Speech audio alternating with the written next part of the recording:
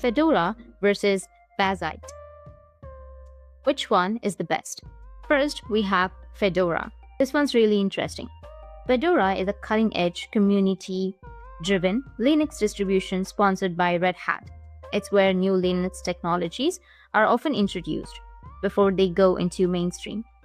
Fedora is great for developers and power users who want the latest software while still maintaining decent stability. Whereas Bazzite is a newer gaming-focused Linux based on Fedora, Atomic, now Fedora Server, Blue variants.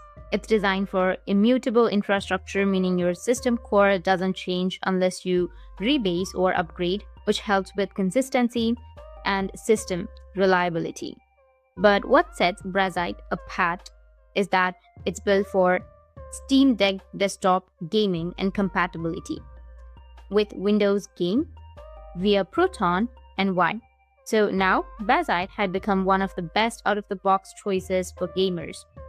It comes pre-configured with Steam, Heroic Launcher, emulators, and tools optimized for performance, works great on AMD and Nvidia hardware with DI drivers already installed.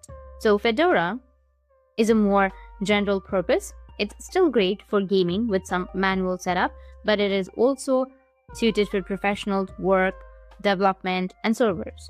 So if you're looking for secure, flexible, leading-edge Linux DRO for general work or development, Fedora is ideal.